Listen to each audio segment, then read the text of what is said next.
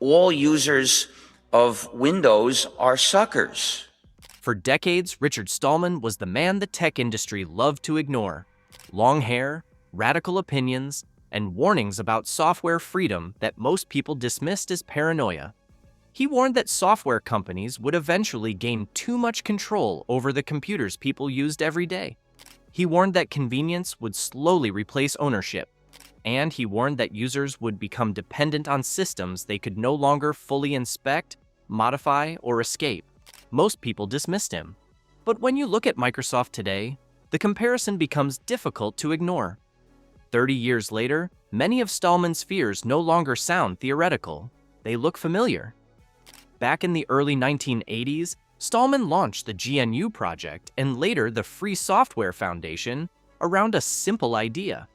If users cannot study, modify, or freely share the software running on their computers, then they do not fully control those computers. At the time, that argument sounded radical. Most consumers cared about convenience. Software companies cared about growth. And Microsoft was rapidly becoming the center of personal computing. Windows expanded across homes and businesses. Microsoft Office became the standard workplace platform. Developers increasingly built software around Microsoft ecosystems because that's where the users were. But Stallman believed proprietary software created a dangerous imbalance because users had no way to fully verify what their systems were doing behind the scenes. That concern would become much more relevant decades later. By the 1990s, Microsoft was no longer just another software company. It dominated desktop computing. Its operating system shaped how millions of people interacted with technology every day, and Stallman increasingly viewed Microsoft as the clearest example of how proprietary ecosystems could create dependency. Windows relied on closed-source code users could not fully inspect. Office formats became deeply embedded into schools, governments, and businesses. Compatibility pressures pushed developers toward Microsoft standards. Leaving the ecosystem became difficult because entire workflows depended on it. To Microsoft supporters, this was simply a successful business strategy. To Stallman, it was a warning sign. And then came the leak that changed everything. In 1998, a series of confidential Microsoft memos leaked online. They later became known as the Halloween documents, and Microsoft eventually confirmed they were authentic. The leak offered a rare inside look at how Microsoft viewed the rise of Linux and open-source software behind closed doors. Publicly, Microsoft often dismissed open-source systems as unreliable or commercially weak. Internally, the tone was very different. The documents described open-source software as a credible long-term threat to Microsoft's dominance, particularly because Linux could evolve rapidly without relying on a single company. Engineers inside Microsoft acknowledged that open-source development sometimes moved faster than traditional corporate software models and benefited from global collaboration Microsoft could not easily replicate. What made the memos especially controversial was their discussion of competitive strategy. The documents explored ways Microsoft could extend industry standards with proprietary features, making compatibility harder for open-source competitors. They also emphasized the importance of controlling protocols, file formats, and platform ecosystems. For critics like Richard Stallman, the leak reinforced a central argument he had been making for years. Software standards were never just technical tools. They were mechanisms of market control. And Microsoft clearly understood how much power came with owning the ecosystem people depended on every day. In the early Windows era, Microsoft made money primarily by selling software licenses. But once the internet became central to computing, Microsoft's strategy evolved. The company increasingly shifted toward cloud-connected ecosystems. Windows became deeply tied to Microsoft accounts. Office evolved into Microsoft 365 subscriptions. OneDrive integration expanded directly into Windows itself. Azure became one of Microsoft's most important businesses, and the operating system gradually transformed from a standalone product into a continuously connected platform. This is where Richard Stallman's old warnings started feeling far less theoretical. For most of the 1990s and early 2000s, buying Windows felt relatively straightforward. You installed the operating system onto your computer, used your applications locally, stored files on your own machine, and largely controlled how the system behaved. Microsoft sold software products, and while the ecosystem was still proprietary, the computer itself generally felt like something the user operated independently. Modern Windows works very differently. Today, Microsoft increasingly treats Windows as part of a permanently connected service ecosystem tied to cloud infrastructure, online identities, subscriptions, and behavioral data collection. Windows 11 strongly encourages users to sign in with Microsoft accounts during setup, making cloud synchronization and Microsoft services part of the default experience from the very beginning. OneDrive integration is built directly into the operating system, often prompting users to back up files automatically into Microsoft's cloud ecosystem. Microsoft also promotes its own services throughout Windows itself, from Edge browser recommendations to Microsoft 365 prompts, Bing integrations, Copilot features, and subscription offers embedded into the interface. At the same time, Windows expanded its telemetry and diagnostic systems significantly compared to older versions of the operating system. Microsoft maintains that diagnostic data helps improve performance, security, reliability, and feature development. Critics, however, argued that many ordinary users no longer fully understood how much system-level information was being collected, transmitted, or analyzed in the background. That debate reflected a much larger shift. Windows was no longer evolving purely as software installed on a personal computer. It was evolving into an ongoing platform connected continuously to Microsoft's services and infrastructure. And from Stallman's perspective, that distinction mattered enormously. His concern was never simply that Microsoft made proprietary software.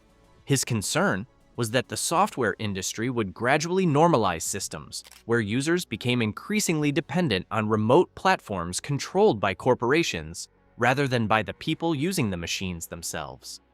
Then Microsoft introduced Windows 11. The operating system launched with stricter hardware requirements, including TPM 2.0 security modules and newer processor standards that left many older PCs officially unsupported. Microsoft argued these requirements improved system security and prepared Windows for modern threats. But critics saw another step toward tightly managed computing environments, where users had less flexibility over hardware and software choices. For Stallman, this trend represented something much bigger than one operating system update or one security feature. It reflected the broader direction of modern computing itself, systems becoming more centralized, more verified, more cloud-connected, and increasingly shaped around corporate ecosystems rather than independent user control. And, just as those debates intensified, the AI era arrived, accelerating the shift even further. Microsoft's partnership with OpenAI pushed AI directly into Windows, Office, Bing, and enterprise software. Copilot became integrated across Microsoft products at an enormous scale. And suddenly, the operating system wasn't just managing files and applications anymore. It was becoming an active assistant layer connected to the cloud infrastructure. Then came the recall controversy.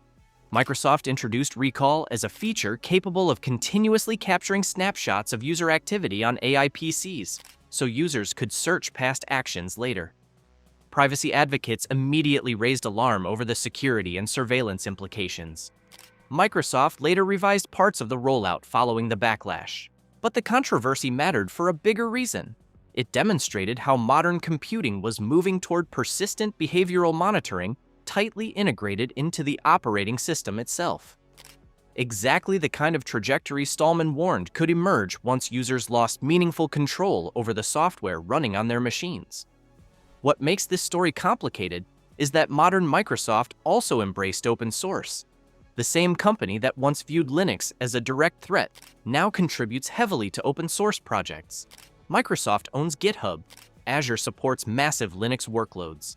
The company publishes open source tools and frameworks used across the industry. To many developers, this proved Microsoft had fundamentally changed. Others remained skeptical. Because while Microsoft became friendlier toward open source development, it simultaneously expanded control over cloud infrastructure, enterprise ecosystems, developer platforms, subscriptions, and AI services. The strategy evolved, but the incentive to keep users inside Microsoft ecosystems never disappeared. That's why Richard Stallman's warnings still resonate decades later, even among people who disagree with him personally or politically. Stallman argued that the future of software would not simply be about selling programs. Over time, software companies would evolve into infrastructure companies, controlling the systems people rely on daily for communication, work, storage, identity, and access itself. Microsoft's transformation reflects that shift almost perfectly. The company no longer depends primarily on selling boxed copies of Windows or Office. Today, Microsoft operates an enormous interconnected ecosystem built around Azure cloud services, Microsoft 365 subscriptions, Windows accounts, enterprise identity management, developer platforms like GitHub, AI tools like Copilot, and deeply integrated workplace software. The more businesses rely on those systems, the harder it becomes to leave them behind.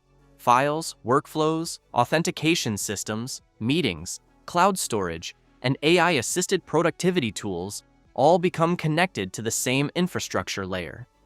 That growing dependency was always at the center of Stallman's concern, not because he believed Microsoft was uniquely malicious, but because centralized platforms naturally accumulate influence once large numbers of people and businesses become structurally dependent on them for everyday computing. And the scale of that dependence becomes clearer when you look at how modern workplaces actually function. In many companies, a single Microsoft outage can disrupt communication, meetings, authentication, document access, internal workflows, and cloud-hosted applications simultaneously. Entire organizations now operate inside ecosystems where productivity, collaboration, storage, and identity verification are all interconnected through the same provider. That level of integration creates enormous convenience. Employees can move between Teams meetings, Outlook calendars, SharePoint documents, OneDrive storage, and Copilot-assisted workflows without leaving the Microsoft environment. For businesses, the appeal is obvious.